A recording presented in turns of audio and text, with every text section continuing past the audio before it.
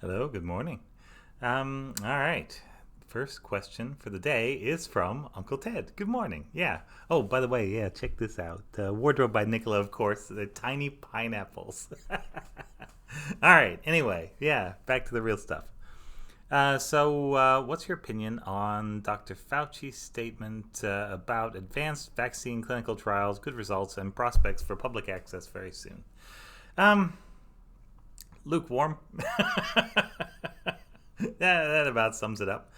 There has been movement. There was an announcement that the Oxford group is moving into phase 2/3, which is like a gigantic phase 2, sort of the same way that phase 1/2 is a gigantic phase 1. Um, and we've seen the data from phase 1 there. It did not particularly impress me, but they are going ahead with it. It looks like it's going to be a thing that's safe, but it looks like it's maybe 1/20th as effective as actually getting the virus and recovering from it. And that doesn't leave in, actually, no, it's worse than that. Yeah.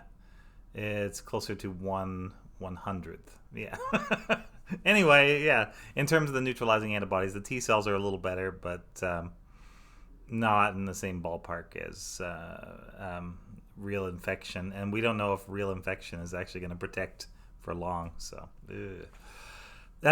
Let's see. The other things that came up this week were Moderna, the mysterious quote unquote vaccine company that won't show anybody any of its data for any reason, but maybe they do show the FDA or something like that, or the NIAID. I don't know. They're just not showing the public so that we can look at it and say, oh, wow, that's amazing. Yeah.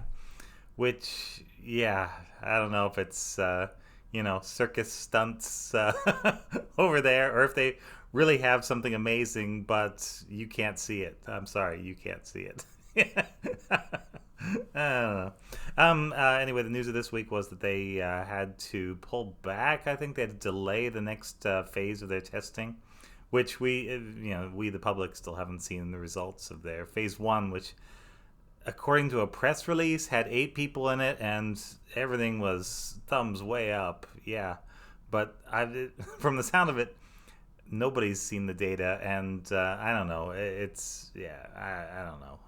I don't know that there's shenanigans necessarily, but it's not the way science is supposed to be done. Not a secret sauce kind of deal.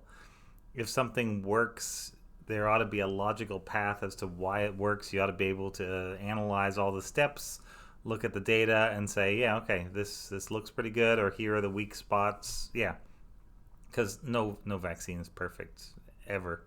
Yeah. Yeah. So that's pretty much all that I can say right now. The programs that are part of Warp Speed are being very, very cagey at the moment about not wanting to share details for the most part, slash exclusively.